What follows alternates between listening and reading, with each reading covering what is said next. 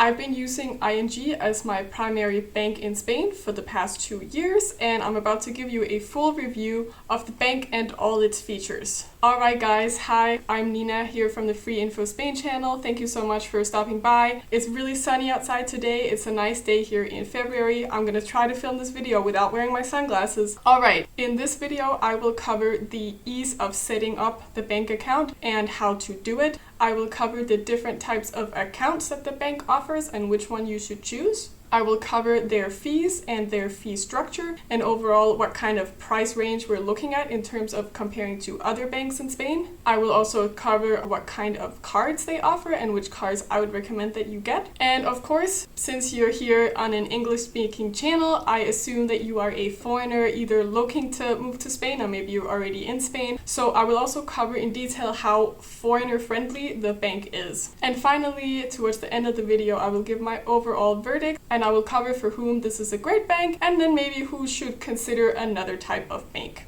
Let's start with. First of all, how do you set up a bank account with ING? Is it easy? Is it difficult? This is a definite pro with ING because ING is primarily an online bank and it's a pretty modern bank compared to many other banks in Spain. This means that the sign-up process is mostly done online. So when I set up my account 2 years ago, I basically just had to fill out information. You have to upload your ID. It's pretty straightforward, but in some cases, they might require you to go to a local branch of the bank to sign some papers, to show your ID. But even this, as I also had to do, was really straightforward and it took 5 minutes. However, even though ING isn't local to any particular part of Spain, they don't have offices in every province. So in case you do need to go to their office, you might just want to check if there's a branch near you. In terms of what kind of account to choose with ING, this is also pretty straightforward as you will probably want the account that's called Nómina. Nómina is a Spanish word for a salary account, so it's a sort of like current account. It's a standard account. This is also the one that will be promoted on their website. This is the one that is the standard account when you sign up for their online program. If you want to have a savings account on top of this current Nómina account, you can also do that. It's the one called Cuenta Naranja, but it is not mandatory. Personally, I don't use that. I just have this one account with ING and it's the Nómina account and it works really well. The advantage with the Naranja account is that in some cases you can earn interest on your money, so you can look into whether or not that's relevant for you.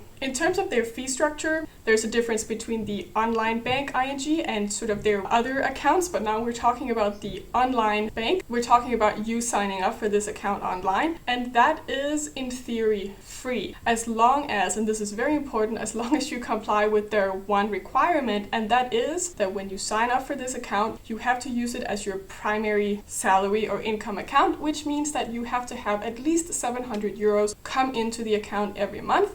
And basically, if you have that, it doesn't even have to be a salary. It could also be just you transferring from another account you have. It could be money coming from a client. It could be money coming from abroad. Essentially, as long as you comply with the 700 euros coming in, it's free. But of course, maybe you want to ask, okay, I'm not going to have 700 euros coming in every month. How much am I going to be paying? And here the good news is that it's only 3 euros per month. And I know this because I personally don't get the 700 euros coming in every month. I primarily just use ING to pay bills, so I don't really use it as my income account. They only charge me 3 euros every month in commission. I think this is a pretty good price, especially compared to some of the other high street banks in Spain that charge a lot more the moment that you don't comply with their requirements for having a free account. Speaking of free stuff, you will also get a free debit card when you sign up for this account. If you want to, it's not mandatory, but you can get a basic debit card that works well and doesn't charge you any fees and is basically accepted anywhere. I think in my case, it was a MasterCard debit.